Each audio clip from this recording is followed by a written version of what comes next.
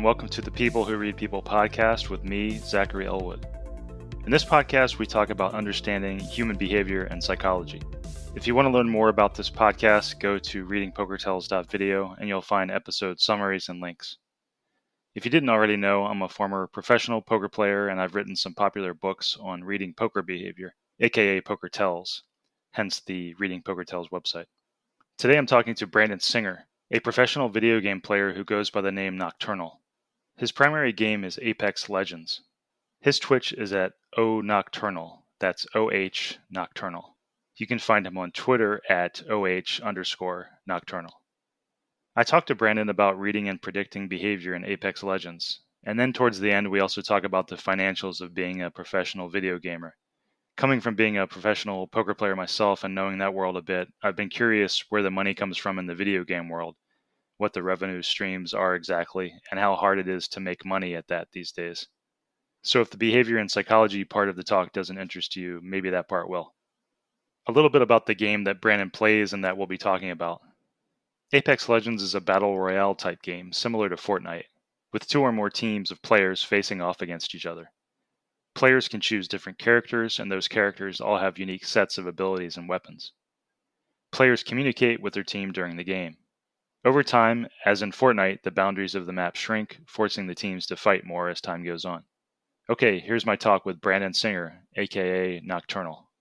Thanks for coming on, Brandon. No problem. Before we get into talking about tells and behavior and Apex Legends and other games, I just want to start out and say it can be kind of hard when talking about these kind of really real-time, very quick action games and sports, whether that's video games or sports like boxing or fencing or whatever. It can be hard to separate what are considered tells because most of the game is just so much adjusting to what the other players are doing and thinking about how they're, acting in that moment. And also kind of similarly, it can be hard to talk about tells apart from just strategic aspects of the game because, for example, if you see your opponents are heading one direction and that means something strategically in the game, the strategy kind of blends together with predicting behavior. But having said all that, I wonder if some things come to mind for Apex Legends, maybe other similar games that you play. Are there certain common patterns in the way that amateur opponents move or how they use weapons or whatever that let experienced players like be able to predict their behavior and give you an edge? Yeah, there's actually surprisingly a lot of body language, which is kind of funny to say because you're in a virtual game, but there is a lot of body languages you can say, and you can tell when a person's very confident in their aim. They get very close and up close and personal, and they try to get in your face. You can tell when there's people that are very new to the game. They have very sporadic walking movements. You can tell they're trying to newer to the game. They don't really know how to handle the keys and the keyboard. It's a lot of tells, not very dramatic like poker, such as, but you can tell this person's confident, this person relatively new. You can exploit them. You can tell when you shoot at someone and their first instinct is to press the S key and go backwards and just walk away from the fight. And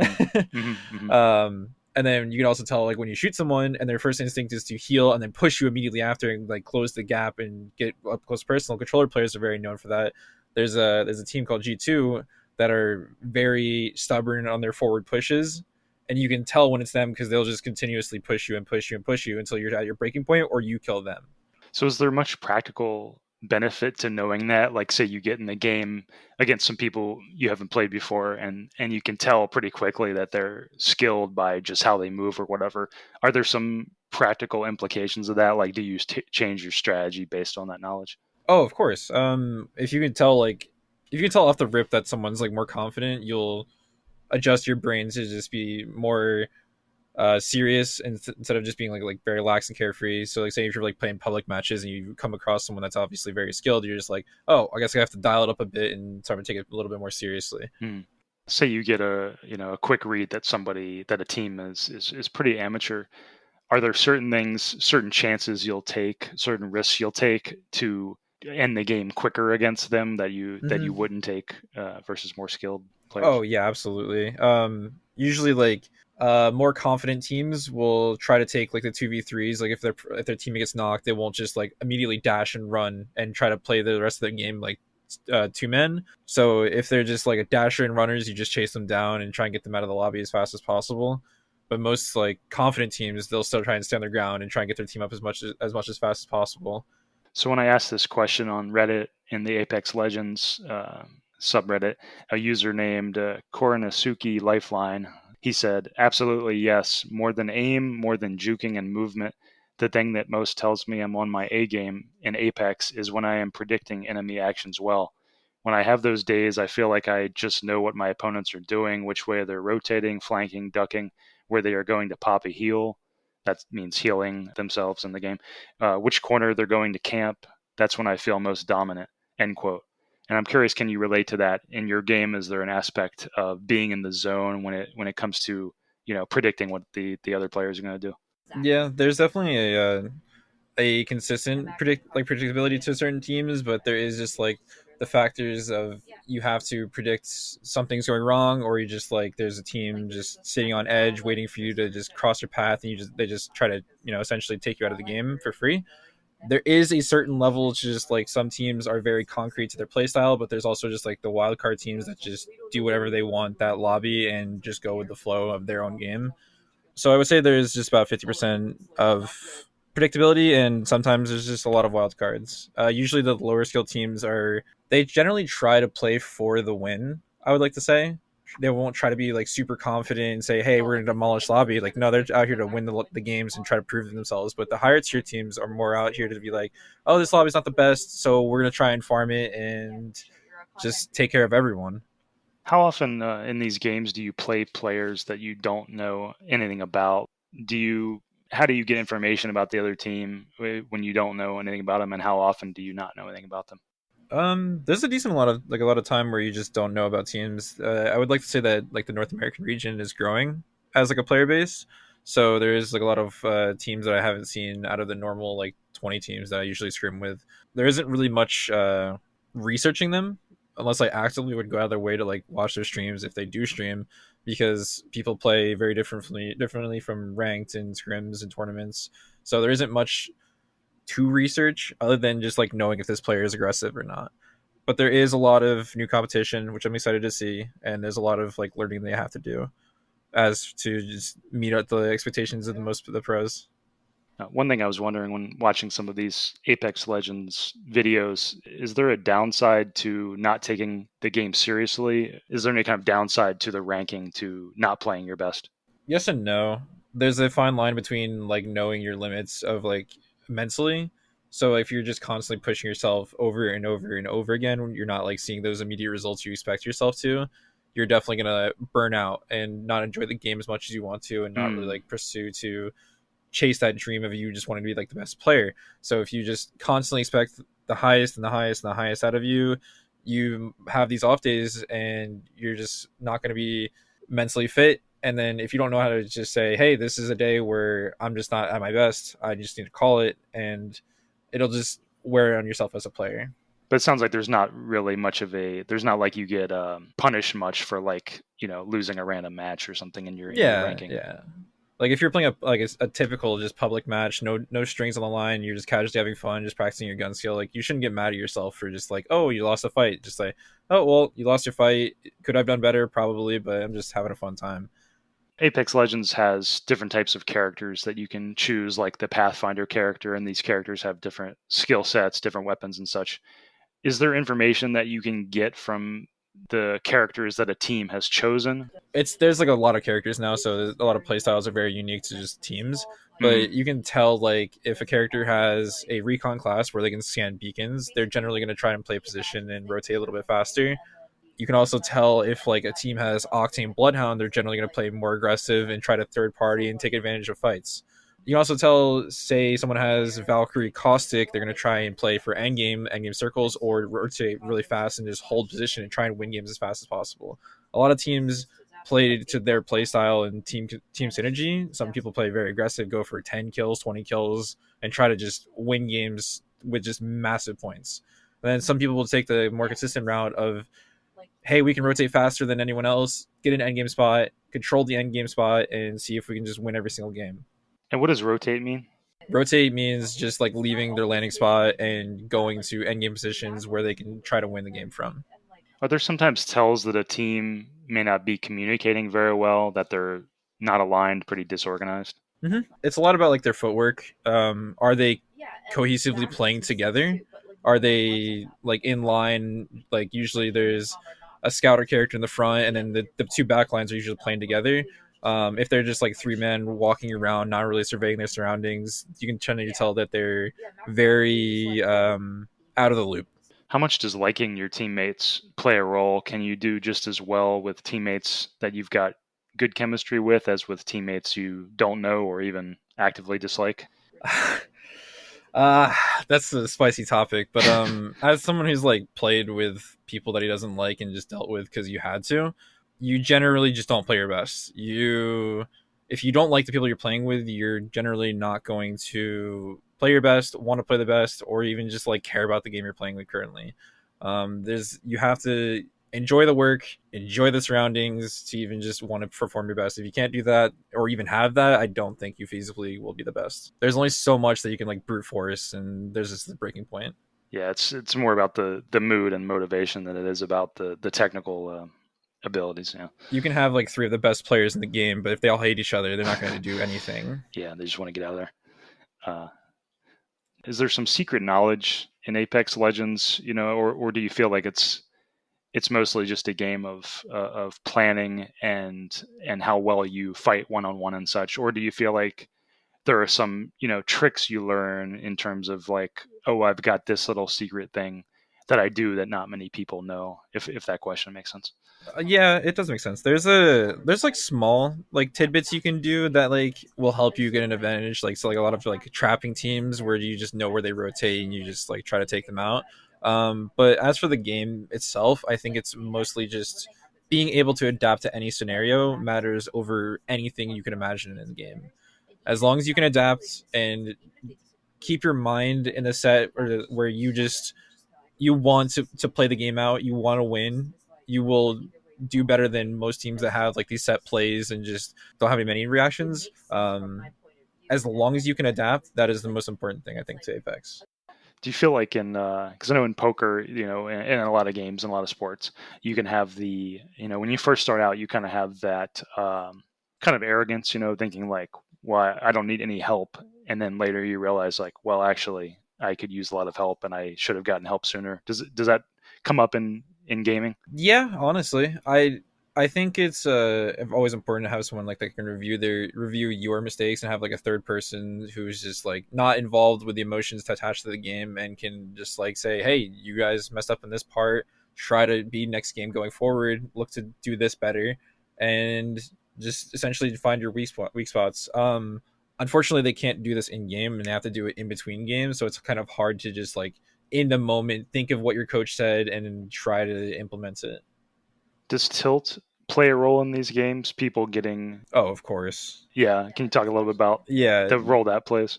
tilt hits in every video game. You know, it's everyone's trying to be the best, and everyone wants to be the best. And if you get frustrated, it's going to show in your gameplay. A lot of like you're going to get confused in game. You're going to get lost, not listening to your teammates, kind of do on all your own things.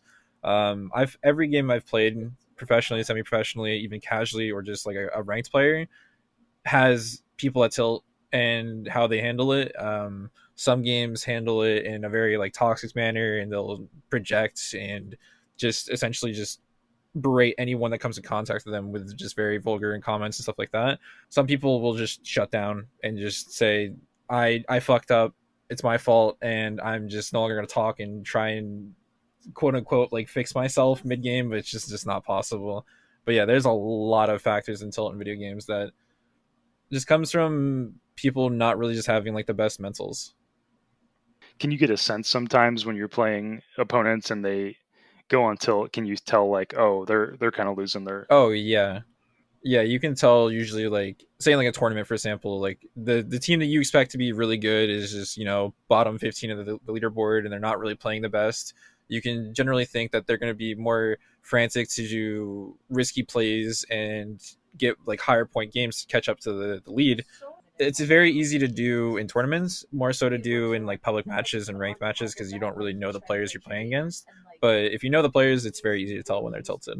A lot of them would be like, "Oh, I don't want to scrim anymore because the lobbies are just bad," and it's just like, "I want to leave early." Like I've had moments where I'm just like, "I want to leave early." I asked like, I had a moment where we were in a tournament. It wasn't really a tournament, but like it was like a show match, and we were having really bad games. And I was like, all right, I have a really bad headache. I'm not feeling well. My mental is just like in the toilet. I asked management, is like, yo, can we just leave? And they're like, okay, we'll find a sub for you, and you guys can leave. And it's crazy to me, like Reddit especially was like, they're unprofessional, they don't deserve their jobs, but it's just like, this is a show match. Like I'm tilted, I don't feel well, my mental's in the trash, but they're just like, no, you should lose your job and you shouldn't be a professional player. It's just like people in the video games just don't understand how important your mental is. You only essentially have like one body, one mind. You should cherish it as much as physically possible. So this is something obviously you don't have to we don't have to talk about much or as much as you're willing to talk about, but I'm curious, is playing video games something you're doing as a full-time job, or if not, how much of your time does it take up? I would say it's my full time job, with obviously like streaming as a back part. I've always wanted to just be a professional player. That's all I've ever cared about. I've never really cared about like entertaining people. So the pro life is generally taking my 9 to 5, and I've strayed away from doing the ridiculous grinding hours like most people do. I think valuing your own time wisely is more important than just sitting down and head down grinding 18 hours or whatever ridiculous people do, and being reasonable with yourself. The question a lot of people have about this area is how the financials work. Like, say you want to be a professional player. Like, where does the income come from exactly? Most of the time, it's a incorporated salary with signing to professional organizations. Some of them have a. I've heard very fringe cases where you have to work X amount of hours to get paid. It's not just all like a raw monthly salary. Some orgs offer renegotiations where if you do well in XYZ tournaments and certain quality tournaments, you can get pay raises.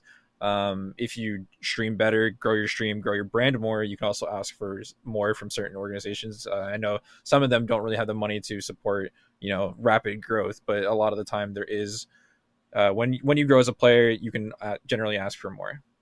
And so your salary is paid by Liquid. Mm-hmm. Is that right? Correct. And what did they get out of the what's their angle in sponsoring players? Their angle is to grow them as players, see them grow, and just gain publicity from them. And also, they generally, most orgs will take a cut from tournament winnings, but really their end goal is just to grow the best players, have the best players, and to show off the best players. And generally, if you have bigger players and players that win more, you can garner more partnerships. Like we have Marvel, Verizon, for just through our legacy of just having award-winning teams, award-winning players, and just big faces. If you see your favorite player with this apparel from Liquid, they're going to be, oh, we're going to buy this. And it's just generally, we get publicity from you, and we also get a cut of your prize earnings. I would like to say like a lot of orgs generally do not profit from 99% of their players, but if their players grow to be big enough, they can earn so much publicity from them that they can make a lot of money off them. So would you say it's similar to, I don't know if you heard the concept in poker of like a stable of players that you put together, a team that you are basically staking, and you take a cut of their winnings. Is it the same concept? Yeah, exactly. Okay. And I'm curious, with the increase in popularity of gaming these days, has that made the dream of being a professional gamer harder or easier? Because it seems like it could go either way, right? Like with more people competing, it can become harder, but at the same time, there's a lot more opportunities and more competitions and things like that. Yeah, it's definitely a like harder and easier because obviously if it gets more popular, there's more orgs that want to like invest in players. There's more traction. There's more funding. But it's also you have to be the outstanding player. You have to be the one in a million to get picked up by this org, and a lot of like pickups or people that get picked up by orgs are not generally just because they're great players. It's just because they have so much brand behind them. They have a lot of following. They have a lot of stream numbers. They have a lot of return and interest. Just because you're like the best player in the world, but if you have nothing to like return for the org, they sometimes will just not invest in you. It's a very, very hard world to just get picked up and get noticed. It's a very right time, right person kind of situation. Yeah, I would think it must be. I mean, there's just obviously so many people playing these days. And can you make money from the Twitch streaming too, directly from the Twitch streaming, and what does that look like? Is that how many followers would you have to make that a decent chunk of money? It's very Twitch is a very weird world because like you could have 5 concurrent viewers and have some random person who just likes giving you money just because he likes giving you money. But I think like to make a consistent income of just like living, I think you need concurrent like 500 viewers and just like generous people in your chat. It's such a hard world to just say that. I think if you have 1,000 viewers consistently every single day, you are generally well off to just live a happy life. Not like for the rest of your life, but like day by day, you should be good. Are there other opportunities that I didn't mention? You've got the organizations that can pay your salary, and then you've got the Twitch streaming. Are there other major sources of what to look for in that world? YouTube partnerships, like sponsorships, like people telling you to play their video game for money on stream. YouTube videos get you ad revenue. It's all just partnerships and content. Have you done any of those? Have people asked you to play video games for money? Yeah, I've been told to play video games for money, but it wasn't like something that I'm a person where it's just like if I don't enjoy the product, I'm not going to sell it out. I'm not going to be interested in it. And it wasn't really, even if I was going to break that moral code, it'd have to be like a decent amount of money for me to even remotely like interest to just be like, oh, this game's so great, I love it. But it's just like, no, I'm not going to do this for $500. Right. It seems like maybe there's a middle path of like saying, well, I'll play it, but I won't act enthusiastic about it. Yeah. So anything else come to mind about reading behavior that we didn't cover? Anything obvious that we missed? Not really. I think we pretty much nailed it on the head. Well, thanks for coming on, Brandon. This was an awesome talk. No problem. I appreciate it. It was a fun talk. This has been the People Who Read People podcast with me, Zach Elwood. This has been an interview of Brandon Singer, aka Nocturnal, and you can find him on Twitch at Nocturnal. One thing I realized I didn't get to was the importance of how you communicate with your team. I was reading some articles about the importance of efficient and clear language and how that can make or break a team. So I may try to interview another gamer in the near future to talk about some of those ideas. If you like games or are just interested in understanding people better, you might like checking out my books and videos on poker tells. Probably the one that applies most generally to non-poker stuff is my book, Verbal Poker Tells, which talks about common verbal language patterns that indicate certain things in poker. I've had people from many professions tell me my Poker Tells work has helped them read and understand people better in their work, and that includes professions like doctors and lawyers. You can learn more about my work at readingpokertells.com. Okay, thanks for listening. Music by Small Skies.